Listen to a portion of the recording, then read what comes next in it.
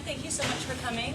I thought a nice sweet treat would get you through the rest of the week if we started on Wednesday. So the Lazy Glaze started back in February.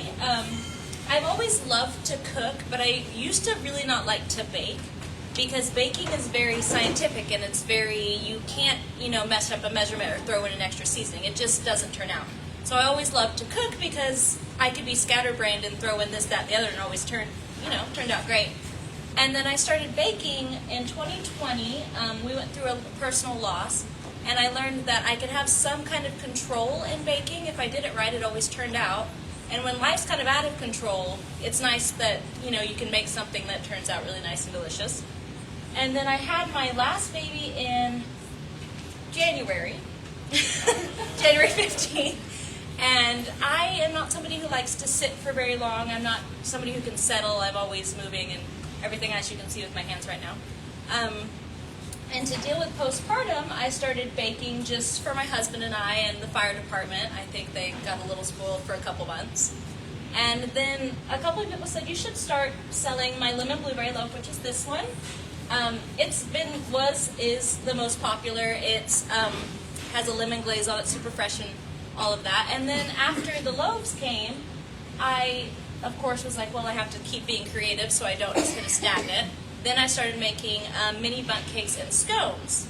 And scones are a little more technical, and I really just enjoyed kind of getting my hands dirty.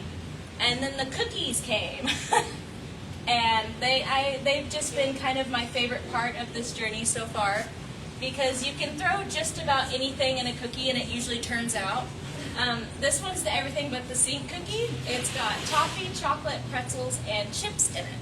So it lets you channel all of your excess energy or worries into something and just really enjoy it. And so that's why I've started baking, why I've kept baking. It's something I look forward to every week. Anytime I'm having a long or kind of stressful day, I can go in the kitchen, except last week. I haven't turned my oven on except for today because I was a little burnt out.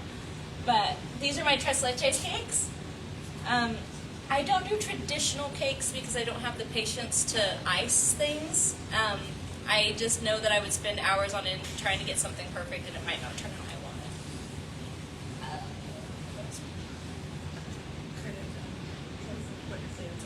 it. Oh, sorry.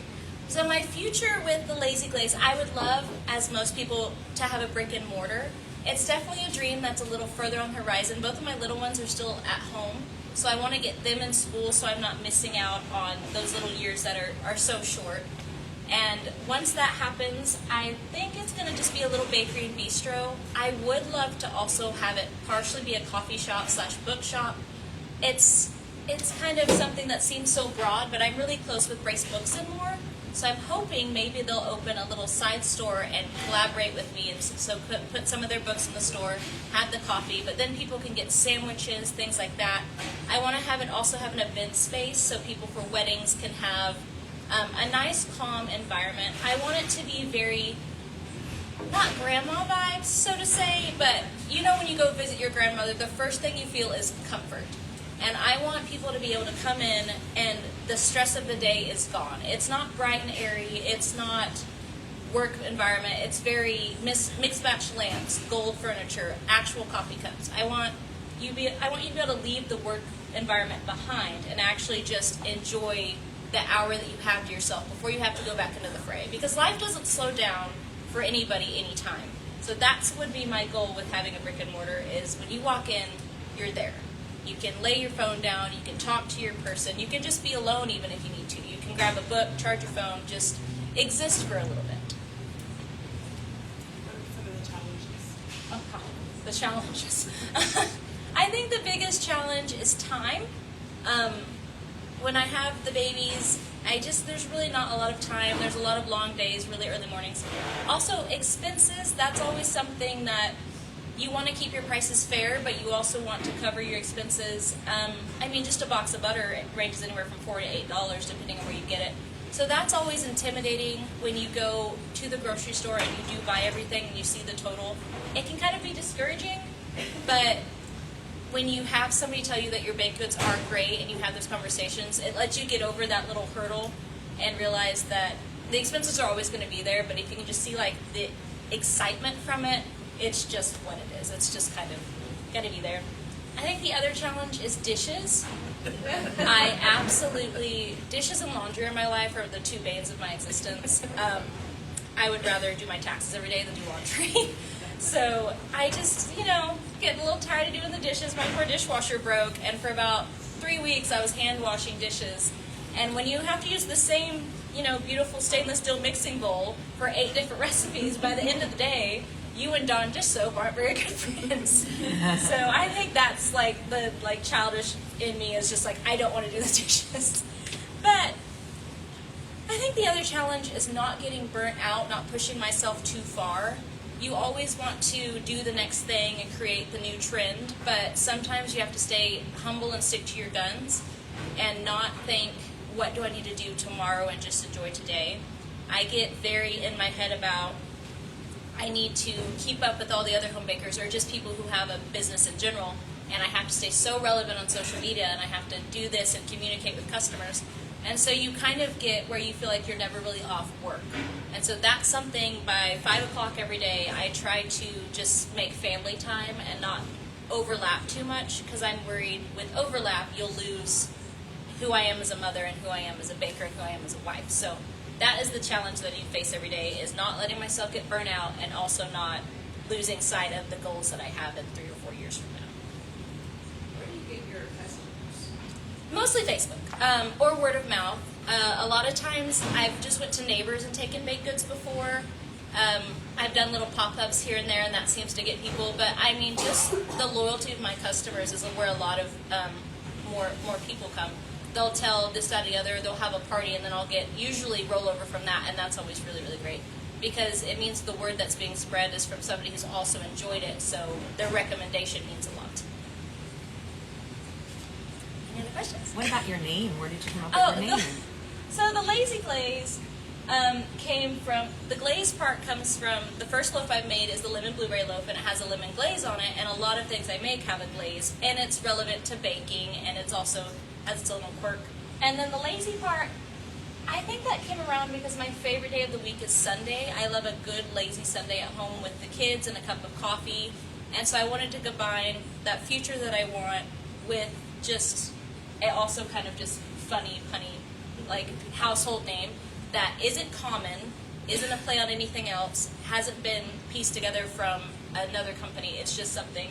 And it seems to be everybody, when they read it, they're like, the Lazy Glaze. So it creates a conversation when people talk about it. So it's just kind of, fun. And the TLG just sounds cool. So. Are there any particular skills or resources that you found surprisingly useful as you started your business? Definitely, just my background with cooking in general, but being able to talk to people. I was a waitress earlier in life, and then I was also a real estate agent, so having that communication and being able to talk to a customer, figure out their needs, and kind of steer the conversation is something that I've just accumulated through all my jobs in life. Customer service is something I've always taken very, very seriously. So if I can use those skills that I learned and not be overwhelmed by it, I'm really appreciative of all the things that built me up to who I am right now. Another thing what we were talking about, something that makes my cookies special is I use 2 types of flour. I'm not going to say because I got to keep the secret recipe. I'm like Coca-Cola. And in a certain ratio, they're equal weight, and one of them creates that nice crunch on the outside, and the other one keeps it soft. So even if you can't eat the cookie the first day, it'll be the same the next day. I use a butter to sugar ratio that if you warm the cookie up in the microwave or the oven, gets it all soft and gooey again. So then, if you can't get to it, you can still enjoy it like it just came out of the oven. All of my dough is chilled for multiple days, max 72 hours. I try to do about 48. And it lets all of the flavors fully come together. The butter fully absorbs into the flour and better incorporates. And it keeps that lifted size that you saw in the previous picture. So yeah, the height of that is just letting it chill. And then it's baked hot and fast and then cooled completely on the pan. So it cooks all the way through and lets it still be a soft cookie. But everybody who likes the crunchy cookies, you still get that bite that you're looking for. And my recipe, my master recipe is very, very versatile. I am thankful I came up with that. It was a lot of trial and error. There was times where the cookies flattened completely and it was just a bubbly mess. And then there was times where I probably could have used them as a hockey puck. So it definitely has been a few throwaways, but my master recipe I'm very, very proud of and I very much enjoy. I started cookie cakes recently. That's the s'mores cookie. It went to the chamber business after hours recently. And cinnamon roll, that's a one I really don't enjoy baking, but I love when it's baked because it's kind of tedious. But I love baking it, I just don't like making it. The lemon blueberry loaf, it has my whole heart. It definitely gave me the confidence to, be where I am right now and stand in front of you and talk about my business. It's the one that if I, just kind of need to get back to my roots, I'll make it just for the family. And my husband loves it. He doesn't share with anybody. But that's everything but the sink cookie cake. I actually have to make one of those when I get home today. So. All right. Any other questions? Yes.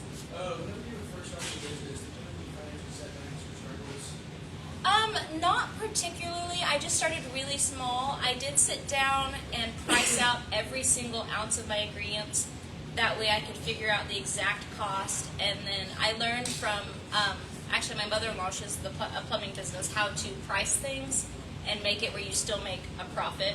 So I did that just from the get-go on my prices. So I always knew I would make a little bit back, plus have enough to cover ingredients for the next one. There is times where I'll do a bulk order and it gets a little tight, but I always keep it always in the green.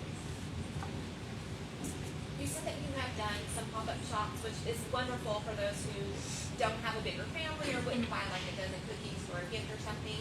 So where are some of the pop-ups that you do, and how do you advertise that you are going to be doing the pop-up? The most recent one was Ladies' Night at the shop, and I also did Crazy Days at the shop. I've done the Herb Festival. I was going to do Oktoberfest, but I'm aiming for next year because that's a 2-day, and it seems it's a little intimidating. I also dropped cookies off at a couple salons in town. What was the rest of the question? I was like, how do you advertise that? Oh, for a new Facebook customer, mostly, How yeah. do they know where they can just go and buy a single cookie? Facebook mostly. I drop off at the 2 salons every week, and I always advertise that I'm going to either the day before or the day of. And then the events, I usually post a week before the day of, and then throughout the entire event when I'm set up. Yes, mostly Facebook. Some people will share, I will call a few people that I've mentioned, or even text message that they wanted to get a certain cookie or wanted to see me. I keep a list on my phone and in my computer of anybody that said, hey, I missed you this day, and I write what they talked about or what they wanted, and so I'll let them know where I'm going to be and what I'm going to have, so they can hopefully try to make it. It's a lot to keep track of. I enjoy That's it. great customer service. Yeah, So I you need a just- software to keep track of that. I have a few people that always comment, they're like, oh, I missed your sale, so they're the first people I contact when I have that food item again, so they can get first dibs, and then I post it again for sale. Sometimes I miss it, but very, very, very rarely. Are you taking orders for Thanksgiving? Yes, I'm still deciding my menu on Thanksgiving because I'm in charge of our personal family Thanksgiving this year. So I haven't decided how much I want to make because the day before I'll be doing personal family things. So I might just do a little bit this year and then really take it over next year. I already have some big ideas for Christmas, but I have to get through November before we think about it. Something like if somebody wanted to order like something for Thanksgiving, should they reach out to you via Facebook or like what's the best? way Facebook to- or text message usually is really great. I like to have it in a message thread so we can go back and any kind of details that needed to be addressed or changed are present, or times that we've discussed. Phone calls I don't mind, but it still goes back to if they said 5 o'clock and then we agreed on a different time, I like to have it in writing. So it's just like a reassurance thing. I learned that in real estate though. Like you want everything documented on what you're talking about. But yeah, usually just kind of reaching out to me if I have a menu that I can go off of, but some people have requested a cookie that's not on there, and they just kind of tell me their flavor profile, and I come up with one for them directly. So it's just it's just easy, just communication. Just kind of reach out to me, and then we'll usually come to understanding pretty quickly. What about pre-baked items, like the cookie dough that you can prep ahead of time, like for Thanksgiving, and then they can buy the cookie dough and make it themselves? Or Yes, is I it have bread started freeze, doing or- that because you can freeze it. So I've had a few people about once a month buy a dozen frozen cookies. I do the mini size. I don't do the big size because they're a little more finicky to bake. But the mini size, they can freeze up to 3 months. I just put them in a Ziploc because I was going to vacuum seal, but you'd have to break the seal to get in it, and so it just kind of seemed counterproductive. And a lot of people just want one cookie, and so they'll buy the dozen and bake just one, and it always equals out. The issue is every oven is a different temperature, so I always give a range.